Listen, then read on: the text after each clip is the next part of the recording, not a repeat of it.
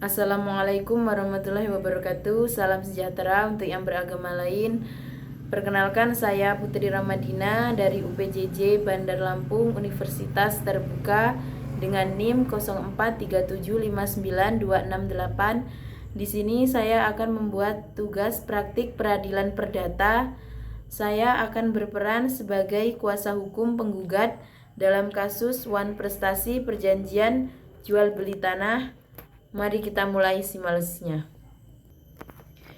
Yang mulia Ketua Majelis Hakim, para hakim anggota yang terhormat, panitera pengganti jurisita, serta saudara kuasa hukum tergugat yang saya hormati. Perkenalkan, saya Putri Ramadina, sarjana hukum. Dalam simulasi ini sebagai mahasiswa dari Universitas Terbuka yang bertindak selaku kuasa hukum penggugat dalam sidang perkara perdata.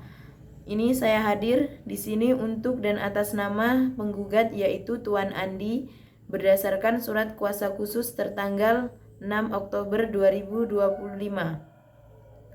Pembayaran disepakati dalam 2 tahap. Tahap pertama adalah uang muka sebesar 300 juta rupiah yang telah dibayarkan lunas oleh tergugat.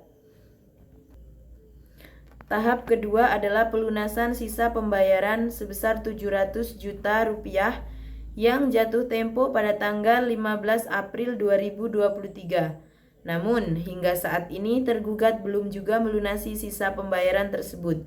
Meskipun kami telah melayangkan surat teguran atau somasi sebanyak 2 kali. Tindakan tergugat ini jelas telah merugikan klien saya. Tidak hanya dana yang tertahan, tetapi tanah milik klien saya juga menjadi terikat secara hukum, sehingga beliau kehilangan kesempatan untuk menjualnya kepada pihak lain yang mungkin lebih serius dan mampu.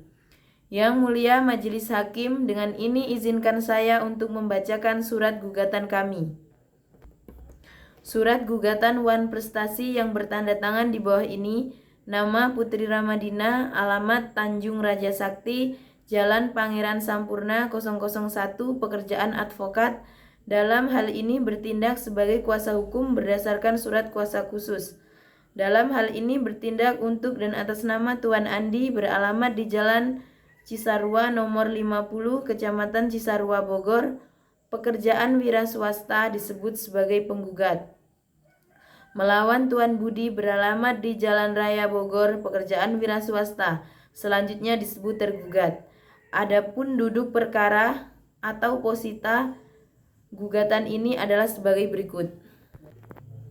Bahwa pada tanggal 15 Januari 2023, penggugat dan tergugat telah sepakat dan menandatangani sebuah perjanjian jual beli tanah yang berlokasi di Kecamatan Cisarua, Bogor, dengan harga yang disepakati sebesar 1 miliar rupiah.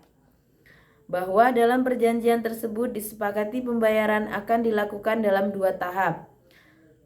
Pertama, uang muka sebesar 300 juta rupiah yang telah dibayarkan lunas oleh tergugat kepada penggugat.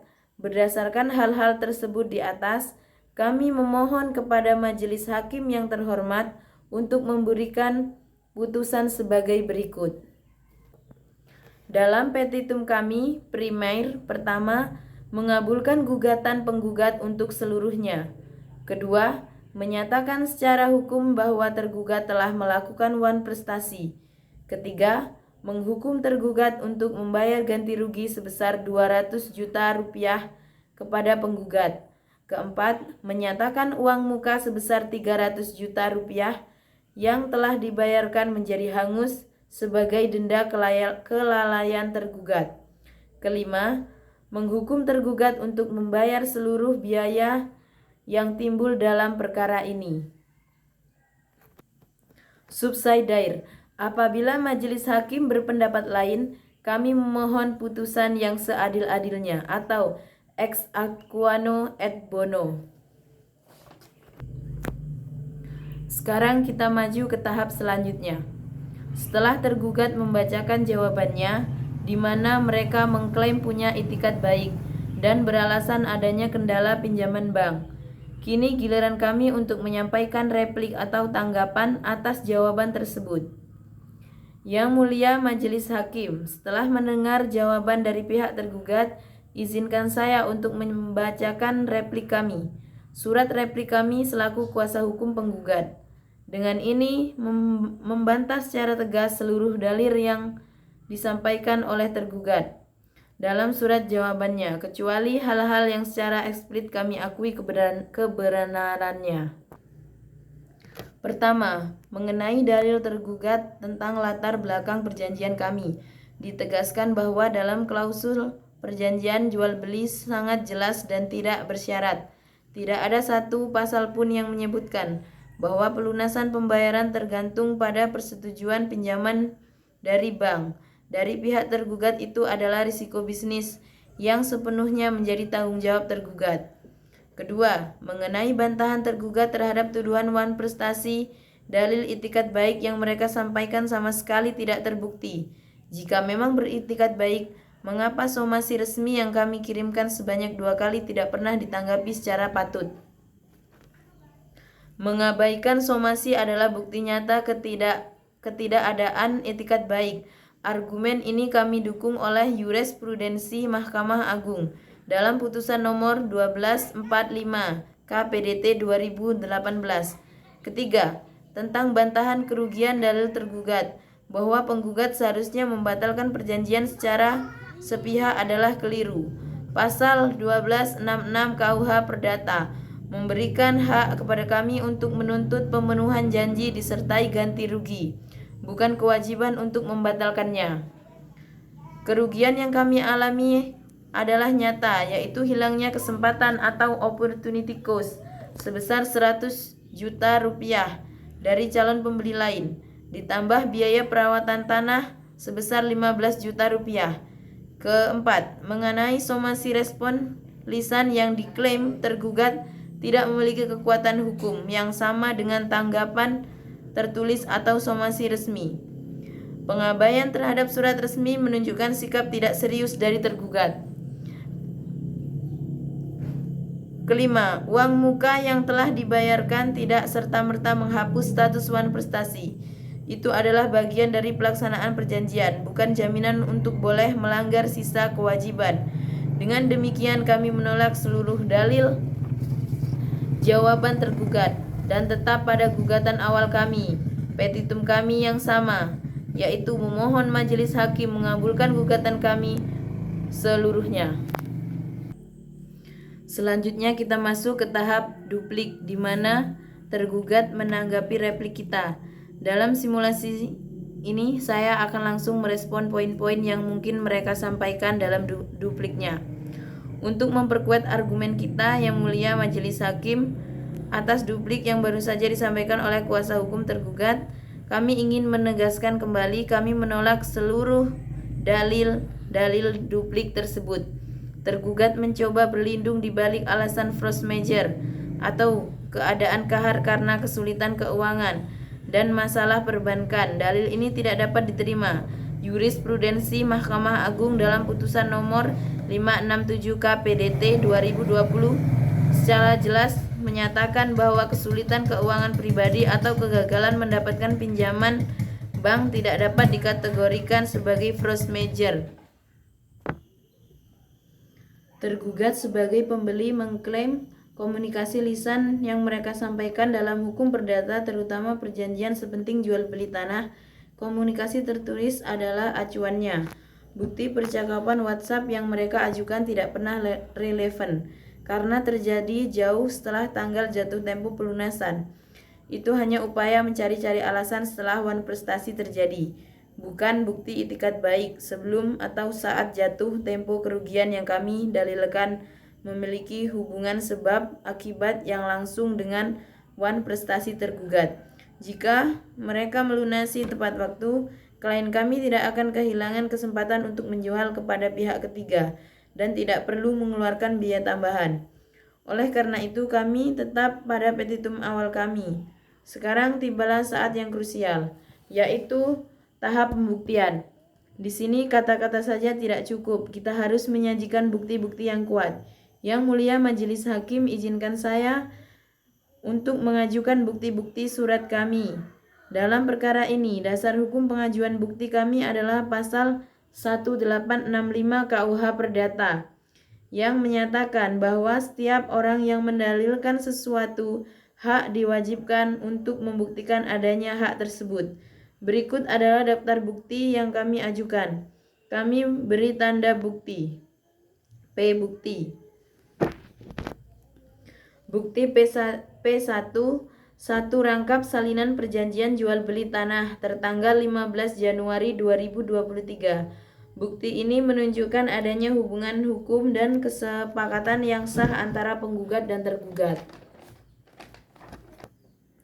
Bukti P2, kwitansi asli pembayaran uang muka sebesar 300 juta rupiah. Ini membuktikan bahwa tergugat baru memenuhi sebagian kecil dari kewajibannya. Bukti P3 dan P4, salinan surat somasi pertama dan kedua beserta tanda terimanya.